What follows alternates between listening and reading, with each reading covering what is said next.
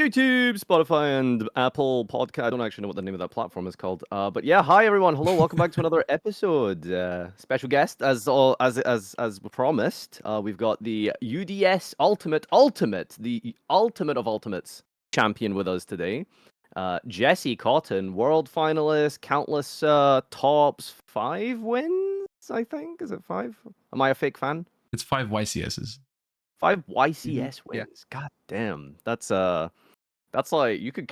That's not a lot, to be fair. You can count on like one hand. But yeah, Okay. how you doing, Jesse? Yeah, doing good. Bit early, but make do. Got my coffee right here. Wake me up. Nice. And wake up, you shall. Today's itinerary today is just going to be all about Bessie Botten here, and he's going to tell us a little bit about himself, his thoughts on the current format, Yu-Gi-Oh, life, everything, insurance. We've got everything on the itinerary today. So, you want to step us up the game here, Josh? I mean, yeah, like if you the order you said you wanted to do it was we first talk about Jesse in general, and then have Jesse talk about himself a little bit in general, and then we move on to more current topics later. So I don't think it is particularly necessary, but we like to do it for everyone anyways. I feel like to maybe introduce yourself to the audience a little bit. Sure. Yeah, my name is Jesse Kotton, and I'm a competitive player / content creator. You could also catch me on my own Twitch or YouTube channel, just the same name. I have 5 YCS wins, a UDS win, and then I also won the Ultimate Undisputed UDS tournament this last weekend, or 2 weekends ago. Lost to Josh in the finals of Worlds. Now that's the real credential. Losing to Josh. Yeah, that's me. So you've been playing this game since the very beginning, kind of almost, although you're a little bit younger. Since Goat format, pretty much. I was 5. I can't really go much earlier than that. How old are you exactly? 26? 24? Baby, oh my god. Baby. I wouldn't let you anywhere near my cards at 5 years old. You'd crumple that shit up. So were you always this good, or like when did you sort of like become No. like? Were you always this good? So no, It's such a 5-year-old funny me did not question. is not good. I shouldn't Like have to say when that. did you say? When would you say you sort of like started to like see the game differently? Was it like 7 years old, 8 years old? It's progressive in terms of how you get better. It's not like you just get good overnight. My first I assume YCS you was 2011. I assume you and played started like getting better pretty there. casually, right? So 2011, you saying? When was Yeah. like the sort of step into like, hey, let's like try and like think about our decks, like let's optimize, let's try and like come up with strategies and stuff like that. When would you say that kind of began? I mean, I obviously like you don't just try make your decks bad as a kid, but I wasn't good at it. I tried making my No, I deck think better. Farfa does. That's the thing. I think the perspective Like- here is different. And I would Like, say he's I probably remember- better at that than you are. So I remember thinking about my deck in 2015, and I thought it was really good. I look back and think, holy, like my deck was terrible. Why did I build it like this?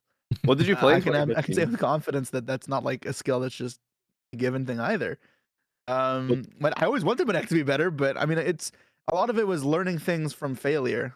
So it's gradual. I learned, okay, this is not something I should be focusing on, and then moving on. I think that's pretty natural, though.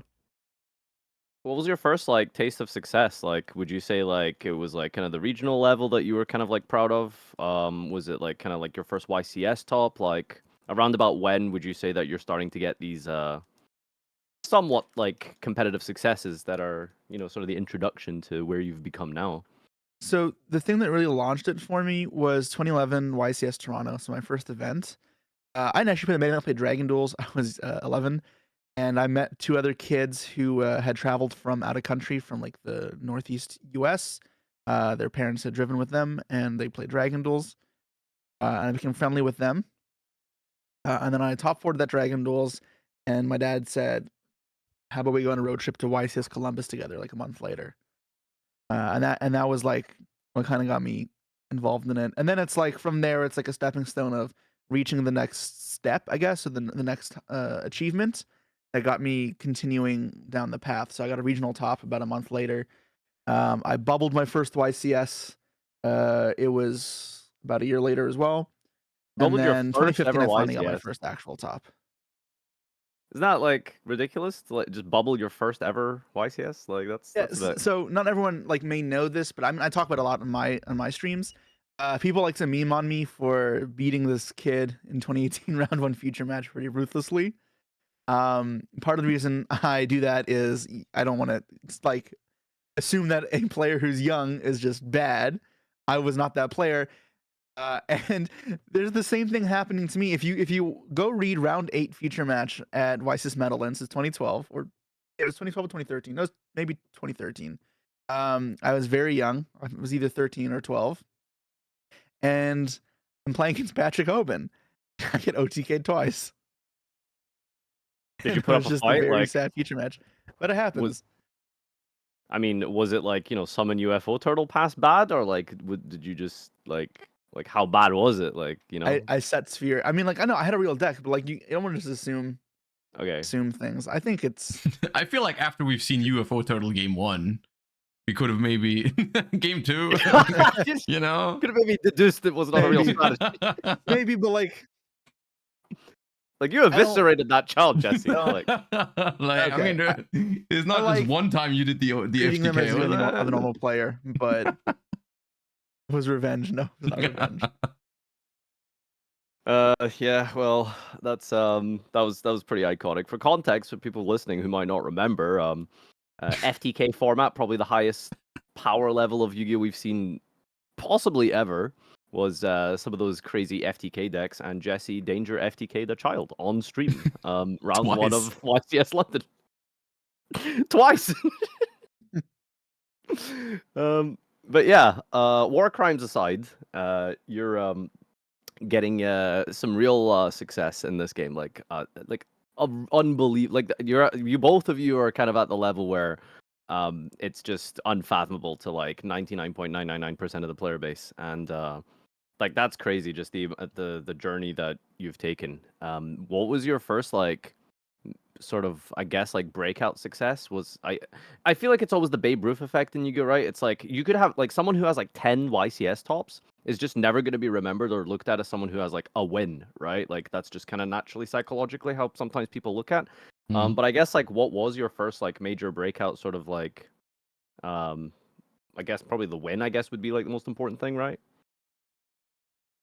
I mean, the first thing was the top. Like to touch on the thing of it being unfathomable for like much of the player base. I remember as a kid, I couldn't get a top. Like I bubbled 9 events in a row, and I was just dreaming of getting a single YCS top, and that would just be impossible to reach. So that type of stuff shouldn't be unfathomable, and it definitely can be gotten there. Like you definitely can reach these heights if you put the time in, put the work in. Uh, that was the big top, or the first top. I got top 16 with Burning Abyss was it for me. Oh, I don't know. I mean, are you asking like when I became well known in Yu-Gi-Oh? I'm not sure when exactly that is, because I can't think of really either when I first started hearing about your name, because I've been playing for like 10 years at this point, and I want to say like probably like 2018 is when I really started to like hear your Nah, name that a was lot. before that. Before that as well? Okay. Yeah, I won definitely. London in 2017. That was my Yeah. first win. Ooh, But I went to okay. Worlds before that for Worlds Yeah. points. Like I'm pretty sure like at least in Europe, when the first times you would hear a lot about Jesse was already during like 2015 or 16 when I feel like that's when you started getting like consistent tops with like Burning Abyss and all that. Wasn't that the one where you Yeah, I was also just doing got very well really Burning close Abyss to for like 2 qualifying for years. Worlds? Yeah. Yeah, I lost. The I deck was one swapping, match away right? twice, pretty much. Yeah, for Worlds 2015 and 16. Yeah. The deck swap incident in 2016. Yeah, that's probably my most painful loss, and it built me as a character. Yeah. That was my. I had to go on my training arc after that because that was rough. God, give us the for those the uninitiated, the quick TLDR of what the deck swap incident was. Remember that for context, this is the qualification tournament for 2018 Worlds, 2017 Worlds, 16. 2016 Worlds is a qualification. Jesse's about to get to So that spot. before they did Worlds points, the NDWC used to give out 6 World spots. So if you lost in top 8, you would play one more match, and the winner of that match would go to Worlds. So both matches are featured, and both are pretty brutal. Top 8's the one where I get flying seed multiple times in time and eventually lose, and my opponent just pops off and like beats his chest like a gorilla and just like yells. Who was that? And then I have to play Asad Masu.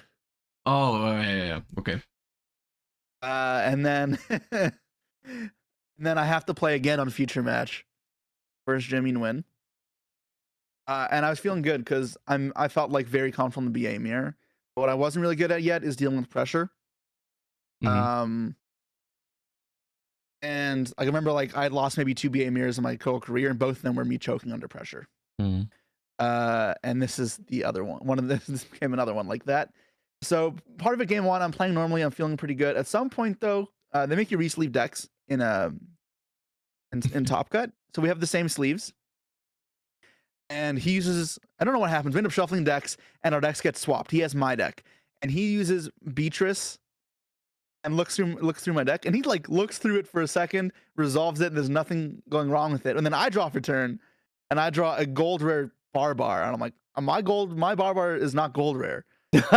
Yeah, you are not the kind of person to play a gold rare Barba. That's My BA deck is gold. Shut up. yeah, exactly. That's what I mean. Yeah, Gold rare sucks. case in Gold rare point. sucks.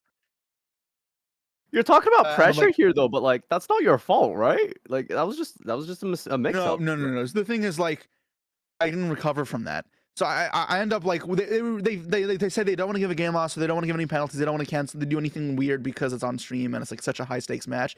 So they rewind, and part of the annoying thing is he's gone through like all his seers, all his graphs, all his tour guides, and they make me keep the Barbar draw from his deck. And that was kind of annoying. Instead of me getting me a redraw, You kept the gold rare Barbar? What is it? no, they made me draw Custom-ass my rare ruling. Barbar. Oh, they gave you your rare bar. Okay, that's such a weird way to do it. It was like a weird. They said this is not in because it wasn't. They weren't doing it by policy. They were doing it like they didn't want to ruin the stream. Yeah, they made it up on the fly. Okay. Yeah. Did you drawing Barbar matter at that point? Did you realize right away, or did you start playing with that Barbar? I just played with it. I remember. I think I lost that game, and then game 2 I win. And then game 3 goes to time, and appeal. Yeah, I can definitely appeal once the head judge giving the ruling. I mean, that's whatever. And then game 3 goes to time, and I get to a point where I'm pretty sure I cannot lose the game unless he like specifically top decks Terra Top and has, or Tin Twister and has Terra Top in hand. So I kind of like auto start like tuning out a bit, which is pretty bad. But I have a Scarman face search, and like searching tour guide off Scarman is actually pretty bait in Burning Abyss. And I knew that. However, when I start like auto playing and like zoning out, it's not good, but I'll do the conventional play, which the conventional play is add tour guide off Burning Abyss, which is just wrong. And I did that, and then my opponent did draw Twin Twister, and then Twin Twister Terra Top me, put me down below enough life points, and milled the Mischief of the Gnomes to turn off my tour guide. Oh damn! And I just lost. And then, like, as much as the way that happened was just so unlikely for me to lose, I like still just should have won if I grabbed the right card off Scarm. So it just it sucked. But yeah, I mean that's what happened. And like if I just was more focused, wasn't struggling with the pressure, probably would have done that better as well. But yeah, that was like the roughest loss for me. That whole 2 rounds of crushing defeat. I could not watch Worlds that year. I was very, very upset. I think that is the main factor though that I always notice between the people that end up becoming great players is the ones that bounce back from that, because I don't think there is a single successful player that hasn't gone through moments like this, like losing in a super clutch spot, whether it was because they were incredibly unlucky or because they messed up or something like that. The ability to bounce back from that and basically be motivated from those kind of things in the long run, rather than just turn your back to the game or don't take it as seriously because of those frustrating moments. I think that's what in the long run makes the difference, because I don't know a single successful player that doesn't have a bunch of those kind of stories, because behind every single YCS win there's like so many tops that have a lost story like associated to it, I feel like.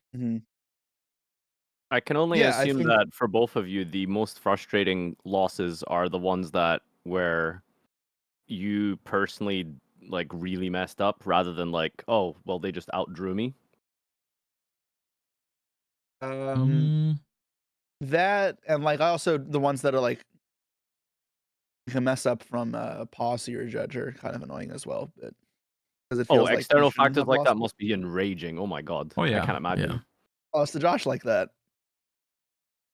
yeah. What you mean Oh. the worlds one? Yes, Yeah, it was so Oh. annoying for me. yeah. Tell the to do tell. That was The 2018 worlds, 19, 19, yeah. 19 worlds where I played Thunder Dragon, and they ruled for worlds, and it was, I think it was only for worlds, or maybe it was an OCG ruling that It you was could. only for like 2 rounds because I appealed it to them afterwards and like convinced them I was wrong. By the way, but A 2-round ruling. Well, I mean they yeah, announced no, it I know. beforehand. Listen, it's not your fault. It Yeah, is yeah. the It judges was made so bad basically rulings. they ruled that you could bring back Colossus with Thunder Titan. Dragon Hawk if it was summoned beforehand, like properly summoned. I think Thunder Dragon Fusion.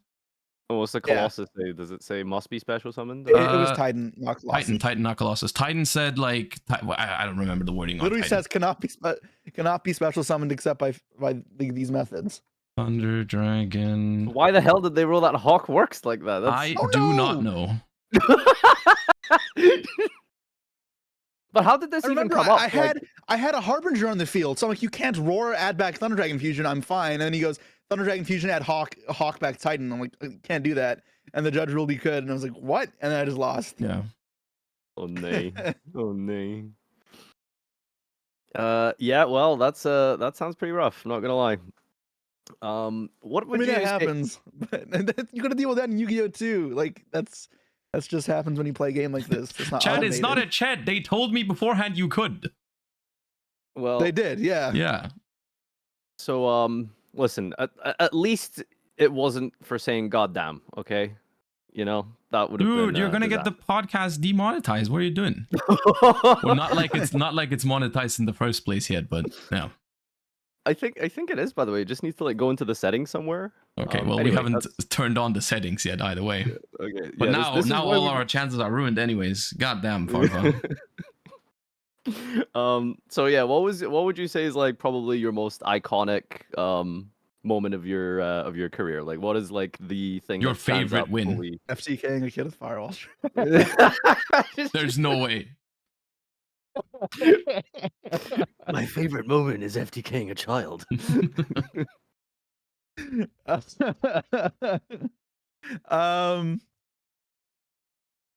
don't know.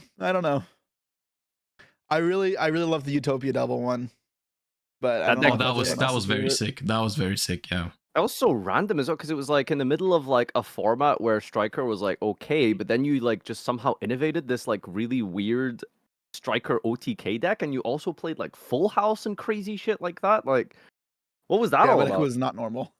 Yeah, that was probably one of the most innovative things I've seen in Yu-Gi-Oh! Was like that Striker Utopia deck. That was crazy. That was pretty cool. Was that something you built? You built that specifically for that tournament, right? You didn't play that in the main event? I would have played it in the main event, but after Quad 5 Worlds, I hate Striker. I really hate playing that deck. Yeah, I remember that deck had a big learning curve for me because it's like many decks that come naturally to me. I don't have to practice that much. They just I can do it pretty easy. Striker did not. I really had to practice that deck to get it to work, and it wasn't something I could just pick up and just vibe with. I mean, you still turned it into a combo deck. I'm like, I'm not touching this shit again. I'm just playing Thunder Dragon. I love that deck, and I'm gonna stick with it. Yeah. Okay. I'd say that that's probably definitely your most iconic deck in my mind. Was the Thunder Dragon deck, because I think you had like, didn't you have like a bit of a crazy streak in like late 2019, early 2019, whatever it is? Yeah. I mean, I have three kind of iconic decks. Then I have like BA for my starting era, and then Thunder Dragon, and then most recently be Tier, even Unchained almost, but yeah. Yeah, Thunder Dragon, I got second at Sydney, then second in Atlanta, and then won Knoxville with, and then yeah. Like that's pretty incredible. Like second, and first with like the same deck. Like that's I mean, Tier, I got top 4, second, first. Sheesh. So that one's even crazier. Wow. Yeah. I mean, not many people can really say that they can achieve those type of things. Like, and you know, but like you said, you put in the work, you put in the time and effort. So that's always like super impressive. That the level of dedication required to take part in the game at such a peak is is commendable for sure. And would you say like the amount of time and effort you put into the game is just that is the key difference, or would you say you have more of a natural talent towards card games, or what do you think it is? Bit of both? So I don't put as much time in anymore, but I think a lot of the time I put in years ago kind of echoes through towards like modern times. So my just basic understanding of card economy, tempo, just general game sense is something that carries forward, and I don't have to. Uh, so like I don't really have to. I don't need to practice as much nowadays. I need to obviously still know interactions and combos and such, but I can play a lot more without needing to practice. So when when I tell people I don't practice as much, I'm trying not. I don't want to give the advice to just not practice. Yeah. That's really only because I've played for 20 years. But that kind of knowledge base I built up is a big reason I do well.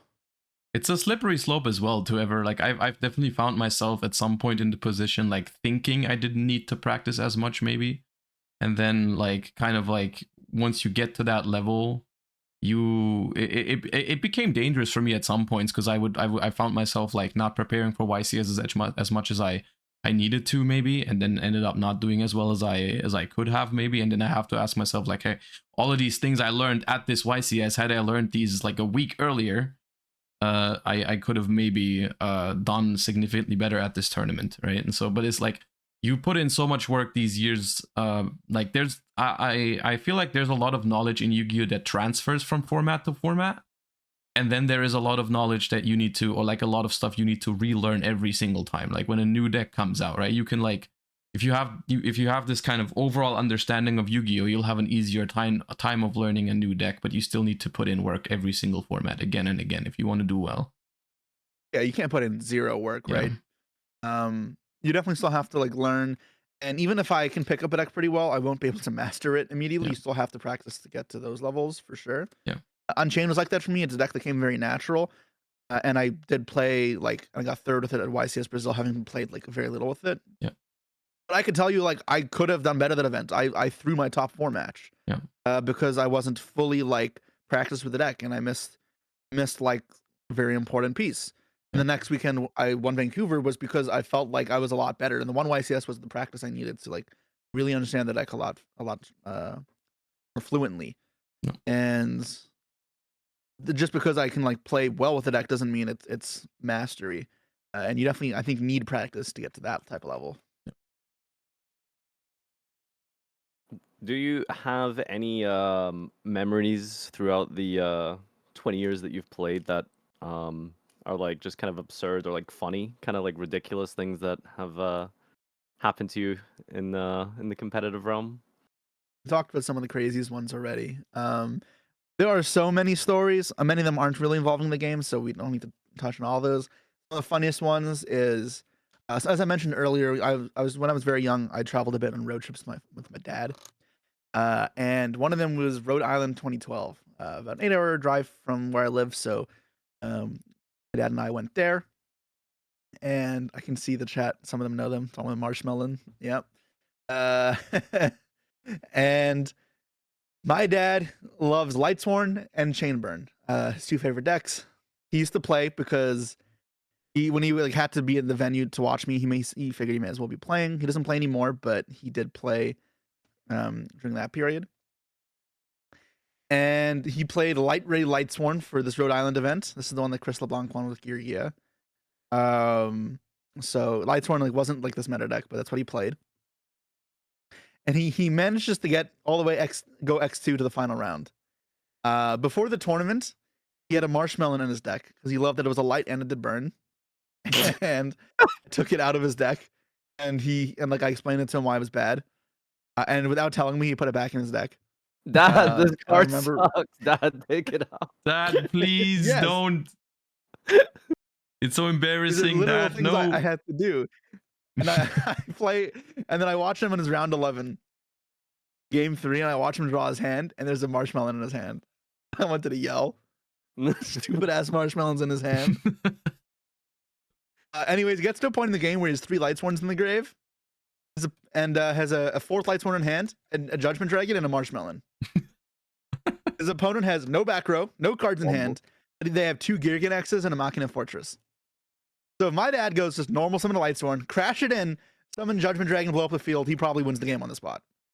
My dad, you already see what's going, goes, set Marshmallow. Let's go. And his opponent goes, search Girgan X, search Girgan Accelerator, make Paplo imperative, turn it to attack mode, attack Marshmallow 4 times per game. I was so mad at my dad. My dad will like give the parent answer of, oh, I didn't want to top it because it would make you feel embarrassed. I topped before you. I lost on purpose. Yeah. Cope. What was the? That's why what if you was see me your- like with the Marshmallow hoodie, that one's like a special place in my heart. It's Yeah. like the bond between me and my dad is with the Marshmallow. That's very so cool. wholesome. That's very, very wholesome. What was okay, correct me if I'm wrong. Your dad has had a game loss or a DQ, right? Oh, yeah.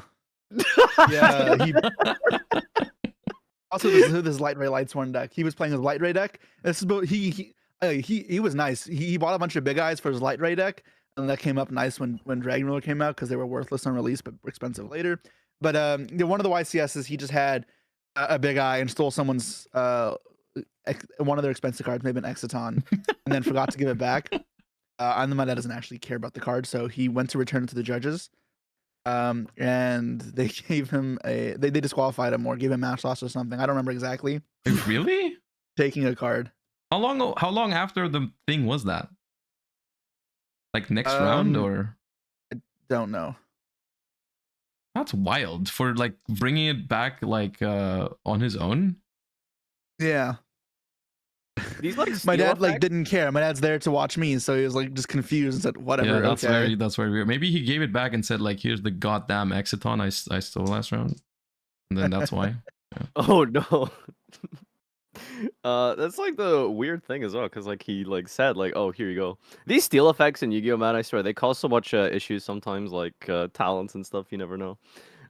Stealing something, putting it as a material. But I keep telling them, when people keep complaining about this format being budget, like I'm telling you, just play like a Charmer deck. Like you will put together a Snake. Okay, calm down. Okay. Calm down. Stop right there. Stop right there. Alright, we're not trying to get demonetized. So yeah, that's a great little display of Jesse, I suppose. What would you like to maybe look at next? I was thinking maybe we could talk a little bit about current right now. Yeah, I think that's a good idea. Especially- I mean, like, I'm this. It's like on everyone's mind right now is the fact that like it's looking like. Would you say that this is a tier 0 format? Yeah. Yeah. Okay. Be What is confident, what's yeah. your personal definition of a tier 0 format? I'm curious because like there's no set in stone kind of. According to I Pojo, don't think I'd ever 65% really- representation of Top Cut. Yeah. Sorry, exactly. go ahead. I don't think I'd ever gone through the effort of setting Yeah. like a defined parameter. But if I think it's a very clear best deck, Yeah. Okay. and then it's who you're playing mostly in tournament, like you're playing against mostly Fire King, and it takes up Mhm. most of the spots. Yeah. And I mean, it's not like an exact number because I wasn't trying to make this some science, but Yeah. kind of just eyeball. There's some stuff I felt like should have been tier 0 that just for some reason wasn't. Like I felt like Koki had no reason not being played more than it was back in like any WCQ format. Yeah, Trickstar Sky Striker though, huh? The deck was terrible. I know. That deck sucked. I think the better perspective maybe is to like, do you think it's good if it's a tier 0 format? Like I think that the most I don't iconic think that one. makes a difference. I think it's definitely depends on the decks. This is actually one of my least favorite tier 0 formats. Okay. I like tier 0s. I have enjoyed. I liked Spiral. I liked Zoo. I liked Tier. These were all tier 0 decks, and then I enjoyed. Mhm. And what matters is the mirror match, right? Because it's the only matchup you're playing a lot of. And if there's a good Yeah. mirror, then that's fine. But if there's not, then it's not great. I mean, obviously, like for players that don't want to play just the meta deck, then it can be a lot worse. Yeah. I've played against Snake Eye a lot, but I haven't played too many mirror matches. But what I can say is like when I was watching like the UDS and the 3 versus 3, I don't know like if you feel the same thing, but I think I'm like slowly coming to terms with this idea that like I really don't like linear combo decks and I really hate one card starters because we're in a situation where I feel like watching these duels, it was like watching people like drop 3 or 4 disruptions at each other, Mhm. and then who can like stick their 1-card combo, and that was Yeah, just you're a so bit late to the boring to watch. party, but yeah, no, those suck. Yeah. Like, Actual worst. like watching like the finals of like Pac versus Hani didn't really feel super hype. Like it was just like they're just constantly hand trapping each other. Yeah. Pac versus Kamal as well. Like Kamal didn't play badly. He just got hand trapped and didn't Yeah, he have can't do anything. extenders. He didn't play. Yeah, like it was just so underwhelming. And you'd Yeah. think like watching these titanic names in the community duel against each other would be like this really cool like hype thing, and it was just dull. Yeah. And I don't know, is this like a deck thing? Do you think there just needs more experimentation, or would you say it's fairly solved, or Are you just I throwing don't that think out there's there, or much- is it directed at Jesse? yeah, I guess both of you, but special guest Prio. Yeah, sure. I don't think. I mean, there may be some more like developments in the format, but I think it'll be minimal. I mean, Snake Eye or Fire King. I think you can do either or. Not too much room for innovation. I think maybe some ways we shift towards breakers once everyone starts expecting hand traps, but Mm. it's like it. I don't know. Yeah, the problem with breaker approaches is like you're not gonna just have to deal with the snake eye board, because if everyone else is also doing 18 hand traps, you're gonna have to deal with the breaker, the board plus like 3 hand traps on top, which is just like it feels a little bit too much of an ask. That's why I didn't want to play yeah, breakers. yeah. I tried them so much, and you could break the board, but the hand traps were always Yeah. just the nail on the coffin. Because there's also What so kind of much stuff did you follow up. try? So like it's basically you have to like win the game on that turn. If not, then But I'm I curious think what kind of stuff you tried. in general it's I feel I'm in a weird position about this current format, because I actually don't hate the Snake Eye cards themselves. Like I do think that the gameplay that they can provide is actually quite interesting. Like we've seen it when we commentated the Master Duel Invitation. Like when both players yeah, actually 100%. got to play the game, I actually found it quite enjoyable. The Mm. problem but is that's not a given, right? yeah, exactly. Because Snake Eye is a 1-card combo deck, right? It just naturally synergizes super well with just throwing 18 hand traps into it, right? And it's also because every one card in Snake Eyes just generates so much advantage. If you're playing against Snake Eye, you're better off trying to prevent that altogether rather than letting them do that and then throw your cards at the board. Because every Snake Eye card is worth more than 1 card in your hand usually, right? If it resolves. So it doesn't quite add up. And so even though I think the Snake Eye deck has the potential to be interactive, I think in practice, because it's a 1-card combo deck, it might end up being not that great of a format. I had high hopes for it, and I still do somewhat. I might be coping. But it's like I have some ideas on what you could do with like the format, and since I have regionals coming up, since I mean, no, we would never play a YCS. That's kind of cringe to have a YCS. I feel like in your entire continent, I couldn't imagine having that. So like most likely I'm just going to be playing like some opens and all that, and those are not that important to me. So I'm going to play what I like rather than chuck hand traps at my opponent. We're going to see if it's going to work out, but like I think it's looking decently likely that this is not going to be one of my favorite tier 0 formats, at least. Yeah. I don't know if it's like maybe it's like the whole circular meme that's like really rubbing off on me, but I'm starting to notice I really dislike these 1-card linear combos. It wasn't a meme. It wasn't a meme. The deck was terrible design. Like I felt like Mass Mass was like I fine hated it with for a a bit. passion, and that's what turned it into a meme. But like I still stand by it. That deck's terribly designed because it does exactly that.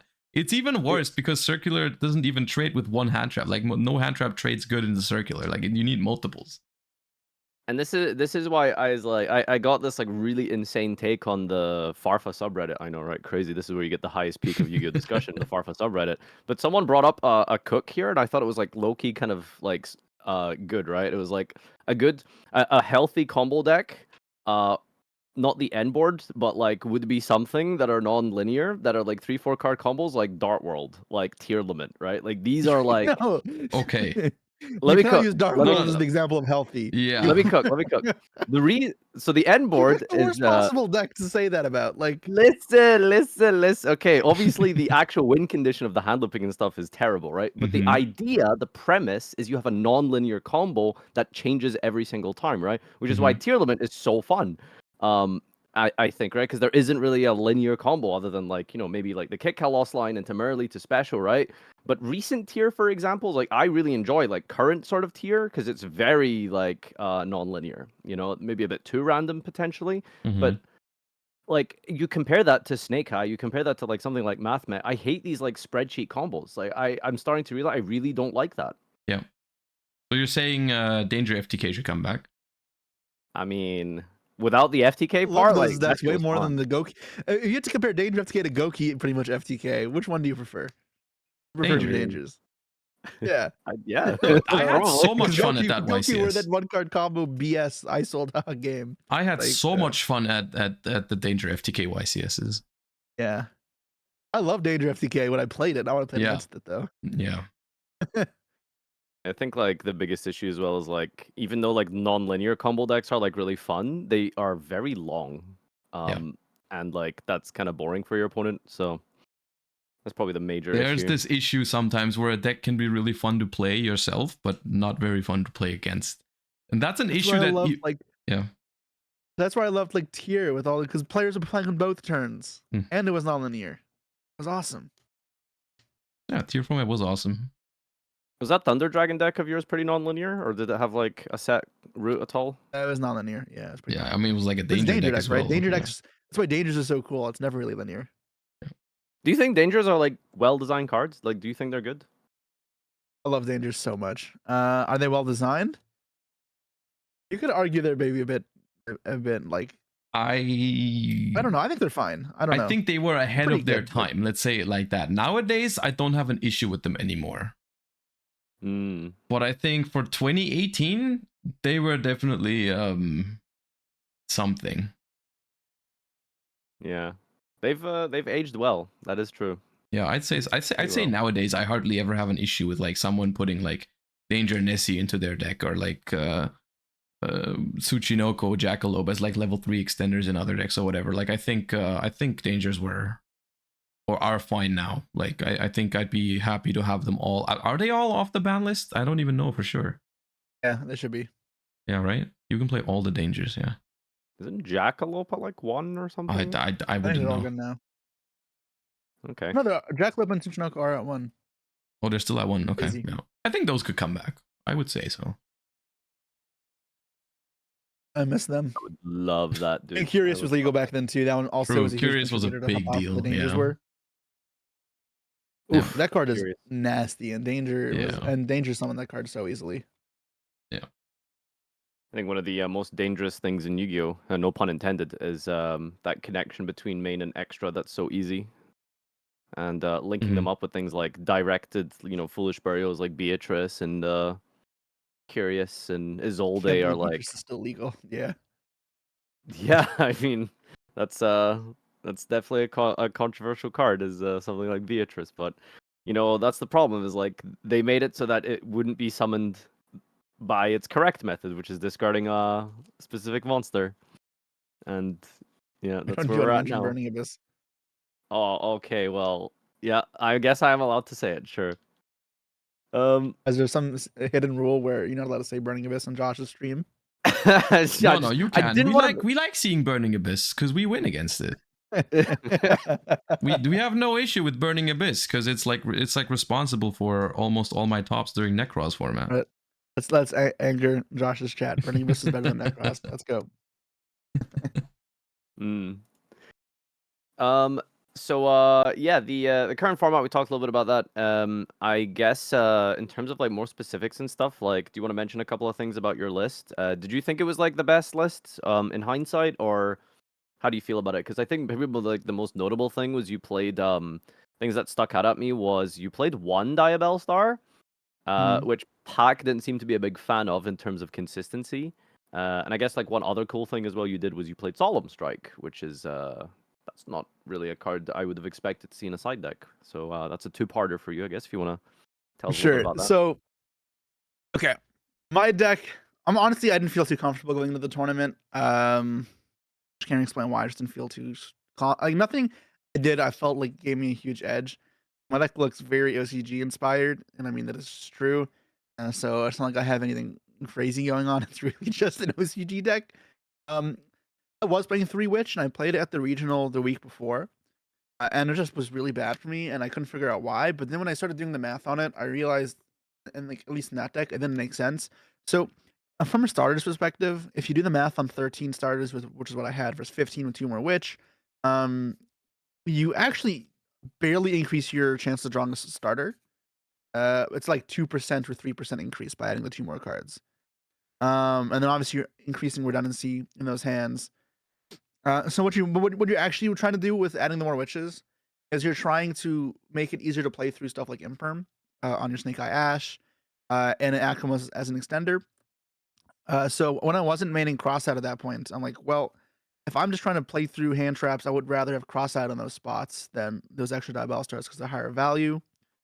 And that's kind of how I just came to that conclusion. It just made more sense mathematically. Like, it really didn't affect my odds of drawing a starter that much to play more witches. And if you don't believe me, just do the math yourself. Like, it's unintuitive, and I didn't think so at first either. But that's kind of just how it panned out when I was running the numbers. And if you want to fit more witches and crossouts, maybe, but it's really hard doing that because you want to maintain a high non-engine count, and you can't just only focus on your starter math, and you can't only focus on your standard math. You have to focus on your defensive non-engine math as well. And you have to make sure all 3 of those can be harmonious. And that's how I ended up. And I know it looks very uninspired, but I mean, the decks in those sheets look like that for a reason. Or sometimes they look like that, sometimes they're random, but double checking the math to make sure there's a reason for why it looked that way is important. And I am as happy with that aspect. I didn't really miss the witch. With some hands I didn't draw great, but I think it's more important to draw these defensive cards. So as for strike, it was because I had an issue with anti-spell where when I'm getting hand trapped a bunch, that was like when I'm losing.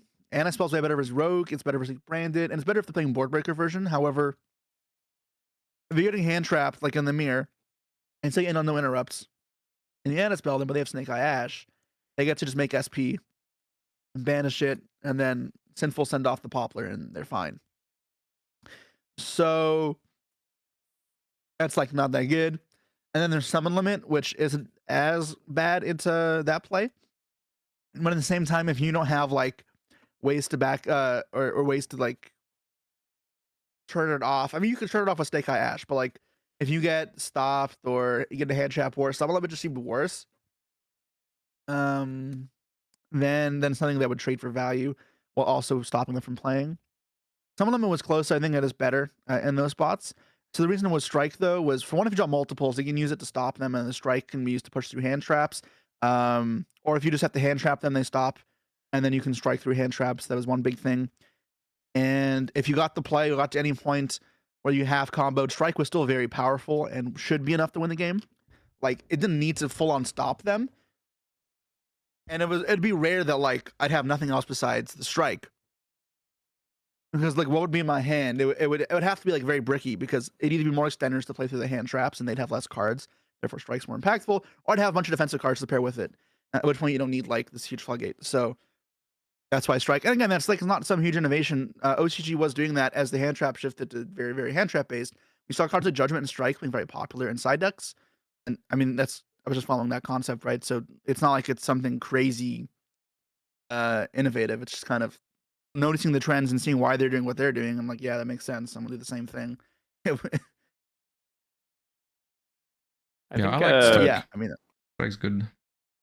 Do you have anything you want to follow on there, Josh? Or No, I mean, you've mentioned all of the things that go into that decision. I do like it. I don't like anti-spell for that particular reason. When both are throwing hand traps at each other, like anti-spell alone doesn't actually stop the Snake Eye deck if they draw the right card for like, I mean, Ash specifically, right?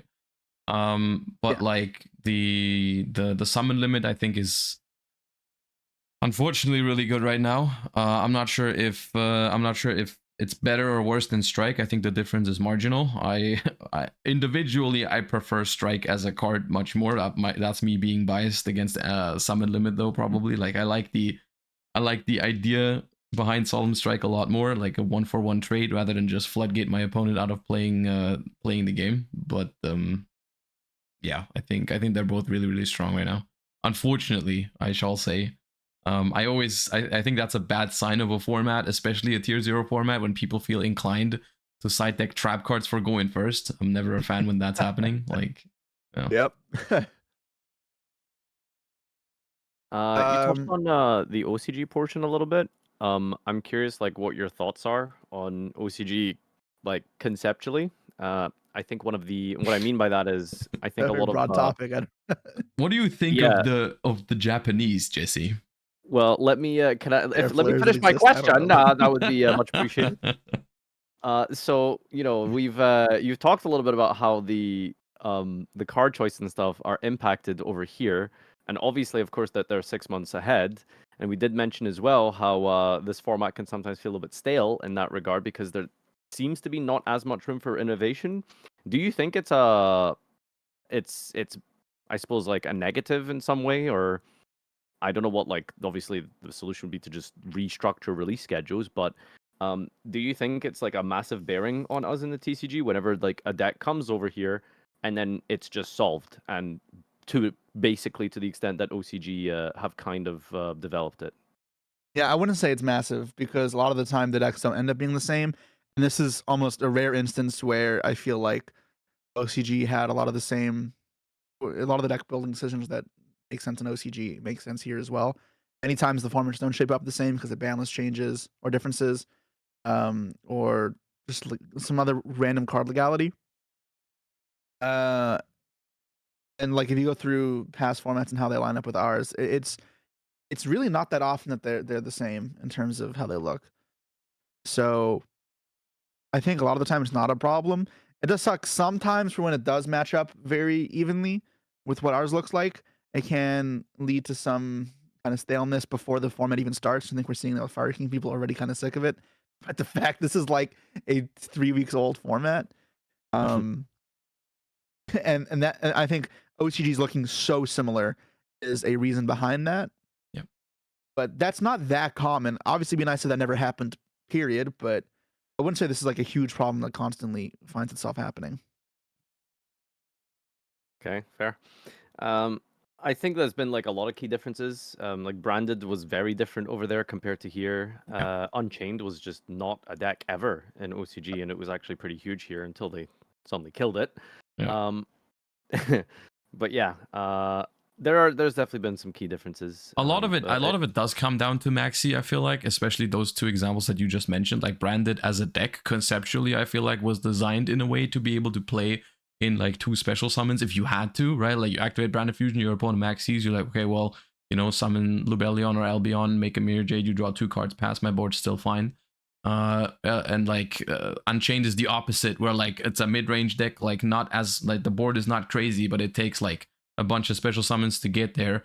And your plan B when you get Maxed is like not really, it's not really that good, nothing. right? I mean, how many special summons does it take for you to end on like a Soul of Rage? Like I guess if you draw like a Sharvara that you can chain to a Maxi, then it might only be 2 special summons. No, it's so bad. Yeah, exactly. So like it's crazy how that one card just makes the format completely different a lot of the times. I mean, there's more differences. Like for example, Tier Limit and Sprite, we were expecting all to be playing Sprite when they came over, and then like we got Garura, which alone I think one of the reasons why Tier Limit was better for us than it was for them, because like the Beatrice lines and all that kind of stuff that we had was just insane, right? The super poly potential against like the Toad from Sprite specifically and all that. Like it's crazy how 1 or 2 cards in existence can change the entire environment. But still, I think conceptually I'm just not a big fan of it, because I never liked the idea of the decks basically being pre-tested for us for like months, right? So like even if there's a small difference, we already know a lot of the core principles behind how to build or how to play a deck because the OCG's done it for so long. I feel like it takes away some of the excitement when stuff gets over here, and also some of the like it discourages like putting work into a new format where like you could maybe innovate some stuff, where maybe you could be the first person to come up with the right ratios for a Tier Limit deck or a Sprite deck, but you can't because like the OCG's already gone through it for months. Yeah, it absolutely can. But I also think many times, like in those formats we saw, Runic Sprite and Danger Tier, both decks that we didn't really see in OCG Yeah, take off here, that right? And yeah, Maxi is a huge part of that, but Yep. there still definitely was innovation to be made on our ends. Yep. Not like it's a completely solved format. So, where do you go from here, Jesse? Do you still have like major goals and milestones in place? I know one. Where do you see yourself in like 3 years, 3 to 5 years in the Yu-Gi-Oh space? I don't know if it's a case of like, hey, let's like get the greatest title of them all, win worlds, and then hang it up, or do you just keep playing until you get bored? Like, where do you think you're going? Yeah, so the two like main ambitions in terms of competitive is I want to win in South America. I've won a YCS in every other TCG region. I've won Oceania, Central America, North America, and Europe. South America is the one that eludes me. So I'd like to win there. So I like it's I'm wanting to travel a bit less to these really far places because it sucks. But I will go to South American ones. Just to do that. Farfa typing in chat hasn't won a YCS in the Middle East. Well, there isn't one, so thank you. Damn, soon, inshallah. Inshallah.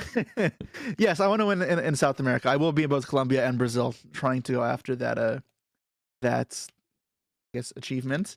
Then the World Championship, right? That's the other big one that I'm still chasing. So close. And after that, I don't think I could stop playing because Yu-Gi-Oh is my income, and also through how I met all my friends. So I don't know, like, what would I do without Yu-Gi-Oh? I have no idea. Will I start traveling less and competing a little less? Maybe just start doing NA events only. There's a chance I do that, but I definitely wouldn't stop playing Yu-Gi-Oh unless I got completely sick of it, and I doubt that would happen anytime soon. I'm trying to think like what would have to happen for the game in order to like make people quit. It would have to be like a seismic shift in like product design or like card design and stuff like that, right? Because I think all three of us here are kind of unique in that we're invested like career wise. But I just think for like the average person, I'm curious like what would have to really happen for something like that to really cause people to outright leave the game. I mean, you always have some people join and some people leave. I feel like those reasons are kind of different to each individually, but I feel like if what you're like hinting at is what would need to happen for the game to essentially like quote unquote like die out, right? Because they kind of mess it up so bad that like the majority of the community would leave. I don't know what would have to happen there. Like, I don't know, unlimiting maxi maybe. I don't even know if that would do it though. I don't even know if I that would think do it. I think it would. people are so what's the word? I don't want to use like a negative term, but like I guess like maybe just hooked on Yu-Gi-Oh.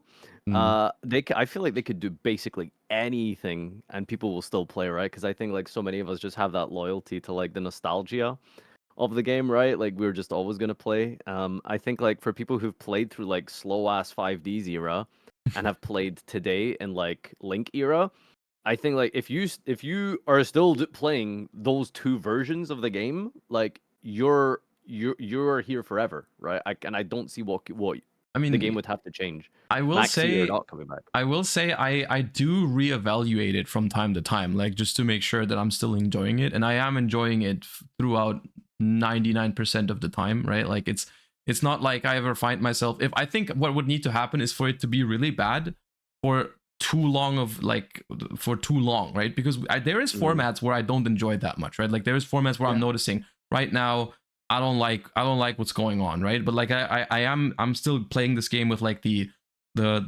trust, I suppose, to like for them to fix it at some point and for it to go back to something I'll enjoy, right? And I, as long as I still have that, I'll probably keep playing, right? I know we shared an opinion. I was like questioning myself. When was it? It was like any WCQ and a bit before format for 2022 with all the adventure bullshit. Mm-hmm. I hated that. Yeah. That bad, Like, huh? you just had to fit so many bricks in your deck. There's so many hands you look at and go, wow, my deck sucks. And your opponent would have none of those. And you'd be like, wow, their deck is so much better than mine. It is very frustrating gameplay. Yeah. Also, just a shit ton of negates, which are never really interesting. That's like, I don't know. That was a format that had me questioning how much do I still have left in me? Yeah. Like, I also just didn't do that well, so that also compounds, at least from my end. So I was Yeah. like, maybe this is the end. And Imagine then that's tier probably a reinvigorated huge it for me, factor, but right? yeah, I was not feeling it. That's the thing. think They that's do like a bring major, it back like, though. Like at least so far, they've always brought it back, right? Like you have those formats that you don't enjoy. They happen. As a Yu-Gi-Oh player, you're not gonna enjoy every single format. And I think that's okay to an extent, because I think there are people out there that enjoy the game in different ways. You know, so I saw, like, as an example, I didn't enjoy 2022 national season as much because I felt like overwhelmed, like Yeah, preparing that's the same for one that I'm talking exactly, about. yeah, because 20 different decks as well, not just adventure, but like 20 different decks, and I'm like, it's impossible to prepare for. Like German nationals played against like 9 different decks in 9 rounds, and I'm like, okay, cool. How What the deck did hell you was play I for that supposed event, to? Josh? Huh?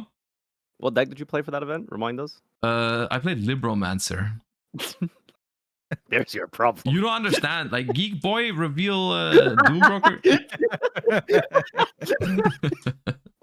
No, the deck wasn't that great, but it was partially it was a result of me just not being that interested in the format. Like, I don't know, it was one of the Yeah, few I get decks that that I for did sure. like, and I just like I just went to that nationals not without expecting much, and that's what I got. Right, I was just like, I'm gonna play that because kind of like it. And then I You know learned what's really throughout. funny? That's like the two polar opposite ends of the spectrum you've experienced, right? Because you took that because it was like, hey, it's a kind of cool deck. It seems nice. I'll see how it goes, right? And then you like didn't do very well, and then Yeah. you did the exact same thing with Runic Synchro, Yeah. and you won a YCS. So it works sometimes, right? I mean, like it that approach. can. I did get relatively lucky though to get there with that deck. I will say, like, that was out of my YCS wins. That was probably the luckiest one, because the reasoning I did that was almost the same, right? I was kind of like, the format wasn't as bad. Like I thought the format was okay. I just wasn't really motivated with any of the decks that were popular. And I was like, well, this runic deck I really like, and if I pair into Unchained, Tier, and Lab, basically like, I don't know, 60% of the format or whatever, then I'll be fine. And I didn't really enjoy anything else, so I just picked that one. So it wasn't quite as extreme as 2022 nationals, but to an extent that was the same situation. Yeah, which I guess that's funny. Yeah, looking back at it now, like how it went so badly in 2022 and then so much better in 2023. However, I mean, Libromancer ain't no runic deck, so there's a difference. I think for me the biggest difference probably is like, I think the best way to describe it is like the way you said was like, so like Yu-Gi-Oh was like a great game with a couple of bad exceptions, you know, a bad format here and there, a bad card that's like, you know, dominating the format, you know, in this space, like a Scythe or something. What I'm worried is like we end up in a situation where Yu-Gi-Oh just kind of becomes a bad game with exceptions of some good formats, right? And I think that would probably be like the turning point is like, well, every format is just terrible, but occasionally we'll get like a couple of decent and good spells here and there. And I'm not gonna lie, like I feel like it's been a little 50-50 for me post Master 04. I think that was like the biggest shift for me was Master 04 and Link era. Where it feels like there kind of sometimes feels like there's more bad than good. And that's what I'm worried about for me personally. And I don't know where you guys have played the game for a long time. I don't know where you guys see the golden era of Yu-Gi-Oh. To me, it's 2014 to 2016-ish, like those kind of 2.5 2018 years. is clearly the best year for Yu-Gi-Oh. Oh God. What do you think is like the golden era, Jesse? I'm curious. Golden era. Don't know. 2019. I loved. I have definitely rose-colored glasses for Duelist Alliance through. Hell yes. That's when Barney was stopping playable in end of 2016. Necros With the format. exceptions of Pepe. Necros format, right? Yeah, that's good. Yeah, but I liked before that as well though, when it was BA Doll Teller. Oh yeah, that was cool too. Yeah. Yeah, I mean, I don't know. It's strange. Like the speed of the game has like fluctuated so much. You know, we've had so many spikes in the in where we're at, and it just feels like there's too much going on turn one these days. You know, I feel like you don't play duels these days. I feel like you play turns, if you know what I'm saying, right? And I think that's like where a big shift has happened. And I don't know how you guys feel about like that I don't sort know if of. I fear that. Me neither. No. No. Okay, elaborate.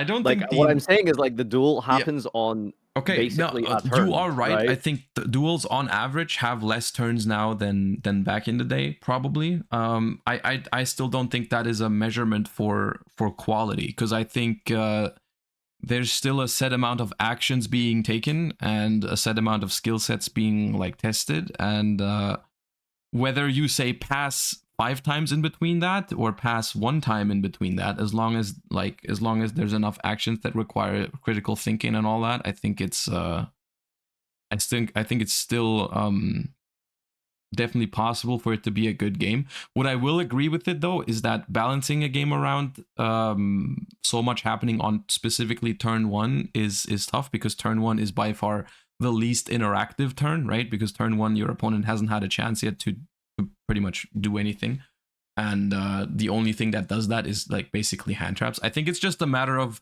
you need to balance the end boards essentially. As long as the end boards aren't auto win, then the formats can still be good. For the most part, I think we've been doing a better job. I think the gates are the biggest like offenders in making those turn ones like unbeatable. And for the most part, we've been seeing less of those, thankfully, over 2 big cards I'd like to see removed because they perpetuate this are Baron and Apollo. Both are just not like gonna play into. I can't believe Apollosa exists. Like that is the most mind-blowing card to me that people I think don't talk about as much. It's a generic link for Omni. I Well, mean, not they do Omni, but, talk you know, about it a lot, multiple and I negations. think the for me the most annoying part about Appaloosa is not even the fact, like I don't even think Appaloosa is that good in terms of an end board piece. It's good, don't get me wrong, but like what's the most annoying? You say that because you play hand traps. If you played like tier against Appaloosa, you'd not feel that way because No, it I is just very flashing fire it. frustrating.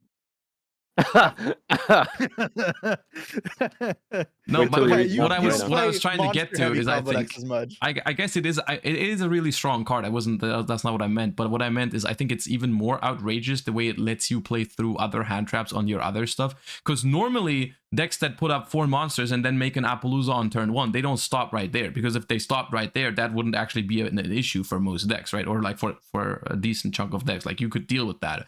But like the way Appaloosa is being used, or how Baron is also being used very often, is you make them first and then you keep playing, and then your opponent can't actually hurt, like interrupt you where it really would hurt, right? Like how the adventure synchro decks, they would put up Griffin first, then they would turn that into a Baron, and then they could do with the token whatever they wanted. And there's no way for you to really, like, that made hand traps really bad in a way against the deck, right? But then even if you didn't have another hand trap, then the Baron or the Apple would still convert into your turn and stop parts of your hand as well, right? Like it's how they are being multi-purposely used as like an extra deck tool to play through hand traps plus good end board pieces, right? Yeah, I think Baron does that a lot. Yeah. A lot more. I think Apollo by itself can just be enough. She paired with like removal, it's like pretty nasty. Yeah. I mean, that's If what I'm you saying. don't is, back like, it up with Spell on the Gates though, then Appaloosa is like can be beaten, but like usually those spells aren't searchable. So I feel like I don't like that you have to play so many spells to focus on beating Appaloosa. That's the thing your deck has a weakness to. Otherwise, you kind of just can't beat it. And in tier, that's like a reason why I had a problem with it this format. This tier is like not that bad in the Fire King cards. It's just Appaloosa is just brutal. Yeah. And what are you supposed to do? Play Droplet and Talents for Appaloosa? Like it hurts so much.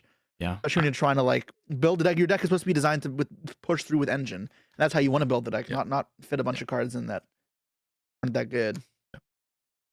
that's exactly what I kind of meant earlier, right? It's like so much power is concentrated into this like first turn that everything lives and dies by like that those first few interactions.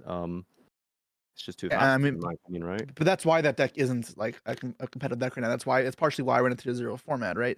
But that's also what I'm saying there are things I'd still fix, Appo being one of them. I think if Appo wasn't legal, a lot of different rogue decks would have way more of a chance versus Fire. But like if I see Flu or a deck like Tier and I'm playing Fire, I will make sure I'm putting a goddamn Appo in the field. That'll do so much to like hurt them. That even if they hand trap me and if I end on an Appo, they probably still can't do much. They need to have like hand trap to stop my full combo, and then a way to play, and then a way to be my Appo, and then also like my hand traps I have to deal with. That's so much for these type of decks that aren't fire to deal with, that oftentimes they just fall apart. My favorite feature match recently is Shunping playing against Flunder, and his Okay, opponent. it's like Alexi. That's not like. Well, Yeah, no. listen, his opponent shifters him, so he just makes an Apollosa, he gets even lead, and then he still like loses. Like it's No, he unreal wins. just how He much wins. power He won the Apollosa game. has. Yeah, he wins. Yeah, like Shunping won, like his opponent like okay. lost. Like it's actually crazy. And He that's didn't just one just make Apollosa versus Appaloosa an though. He entire made it deck. in a very he made it in a Okay, very well, like Shunping Shifter way. shouldn't exist either, but like that's a whole other debate. Shifter's Yeah. so stupid. Oh yeah, Any Shifter. final topics or anything you want to go over real quick or dip into at all?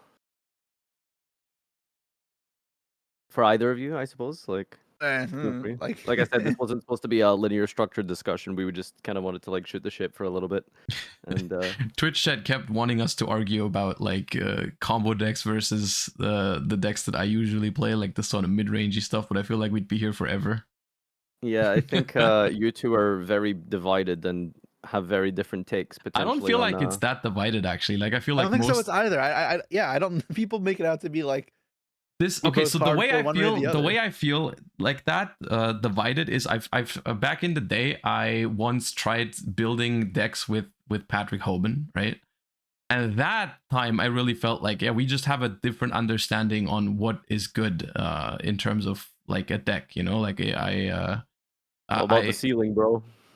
exactly, like it was all about that, and I was like that's I don't think that's all there is, right? And we ended up, and he was very successful in his own way doing the stuff that he believed in, and I was successful doing the stuff that I believed in.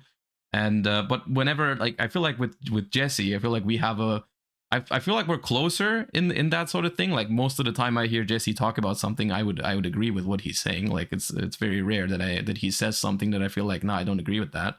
But like Okay, hold on. I'm gonna interrupt you, put you on the Okay. spot. Will you finally agree that Goki was better than Striker? Yes. Okay. So Wait, there is was a this take thing you that I had for a do. while, Josh? There is this thing that I do sometimes, and I'm not sure if I'm the only one, but I'm very good at talking myself into liking something more because I like everyone the does that. It's idea not- of it everyone being does better. that. Yeah. Huh? Professional yapper. No, Everyone like does I that, yeah. basically I basically Sky Striker in 2018 early days. I liked it so much. I enjoyed that deck so much, and I had success with it because I practiced it a lot too, and like that led me to think that it was better, right? Because I just like the idea of it being better, right? The idea of the gameplay that it represents is the one that I prefer, so I'm talking myself into actually thinking it's better, right? And I have that sometimes. I do feel like you have that too sometimes. Like sometimes everyone you're does. bringing Everyone definitely crazy does. combo Yeah. decks. Like you brought like that the danger deck to Worlds. That's like, and I'm like, you can't actually think that's better than the other Did you stuff. have to bring to Worlds? No, not Dangers. Like it was that's what was missing. You didn't play. There was like it was 2019, Oh, the one we Crusadia played. Thunder- Okay, no. So yeah, I did that because did you try that deck for a Salad? The deck cannot lose to Salad. That's why I played that. The Crusadia card's just solo Salad. Yeah, maybe. Yeah, I Like, wasn't it's way sure worse everyone versus was the- gonna play Salad though. But yeah, and we're drift. That's what I meant. Like we were gonna be here forever. But like I feel like you have that too sometimes, where you play a deck because you want it to be the best deck rather than you actually think it's the best deck, or maybe subconsciously you don't actually think it's the best one. But yeah, I just remember at that regionals in 2018, you were fighting me so hard on the Goki thing, and I was beat you just, though. couldn't believe it. Huh? I beat you with Striker. You did? Oh, my deck was terrible because that was like that's one of the few decks we didn't have a basis to go off with OCG. Mhm. And I remember, I don't know why I was so bad. I mean, obviously, like even back then, and I had OICS when I still had so much improving to do. Yeah. I built the deck to beat Pendulum FTK.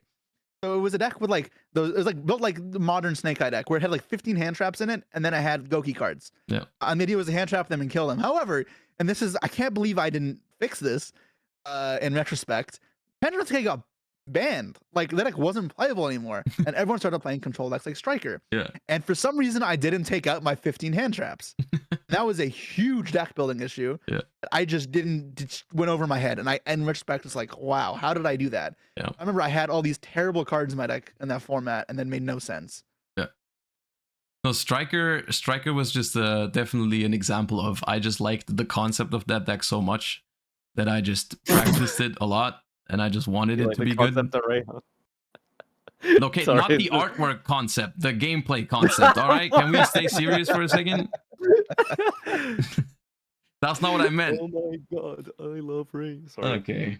All I right. can't. I'm sorry. Like I can't listen to you talk about Striker without the copy pasta going through my head. So I know you cannot. Yeah, I wasn't expecting you to. I wasn't expecting that. I feel like I started the serious discussion in the wrong place, so it's fine. It's my fault. Say the line. Okay, yeah. So let's wrap up with hopes for the future. Obviously you talked about your competitive goals and stuff. In terms of like the game, design, decks and the styles of decks, the themes, all that kind of stuff. What are you hoping for the foreseeable reveals of the next core sets and stuff? What kind of decks do you want to see come out? Like ban list, just any sort of like Yu-Gi-Oh aspirations, not aspirations, but wishes you could maybe describe. That's for you, Jesse. Yeah. I'm here. I don't know. I mean, like, I feel like for the most part, we're on a positive trend. I want to see negates going down. I don't like formats where non-engine is like a really important thing. Mm-hmm. I like high engine decks a lot. That's when I feel pretty comfortable. And like I keep bringing up tier, but that was an example. That mirror has to, like, I think mirror has to be good for a lot of these decks as well that have high engine counts. If they don't, then also kind of ruins it. There's a big thing with like Thunder Dragon. I loved it, but if more people played Thunder, it would have been terrible because that mirror is unplayable. I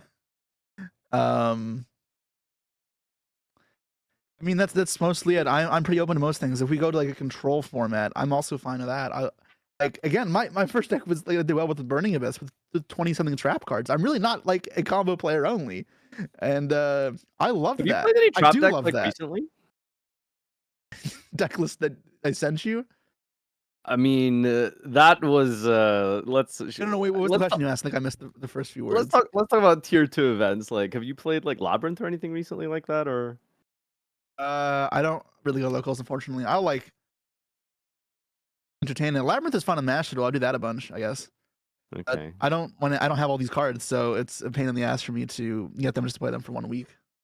Yeah. That's weird. You're a vendor. Like, you should just have this stuff, but Yeah, I sell the cards. Cards sell fast. You don't really hold on to that stuff for very long. I can build a Labyrinth deck. I would just be missing Big Welcomes because that card hasn't been like reprinted or anything. I have everything else, but I'm not fulfilling Labyrinth a Big Welcome. Like, what? All right. I have to skedaddle soon, but this was really fun. I do love having Jesse around. He's a pleasure to listen to, and both of you are, of course, some of the better minds in, shall we say, explaining things and being able to really get points across. And I think that's really the cool thing about you two, because you're very similar in some ways, and your achievements and where you are at and your beginnings and stuff. So having you both together here is obviously really cool to have you both like bounce ideas and discussion points off of each other. So this has been really fun.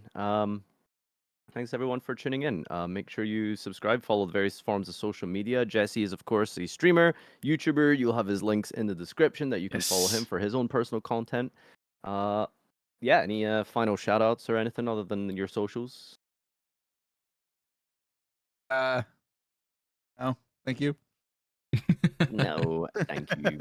All right, thanks for coming on to the podcast. Hope you guys enjoyed this episode, and yeah, we'll hear each other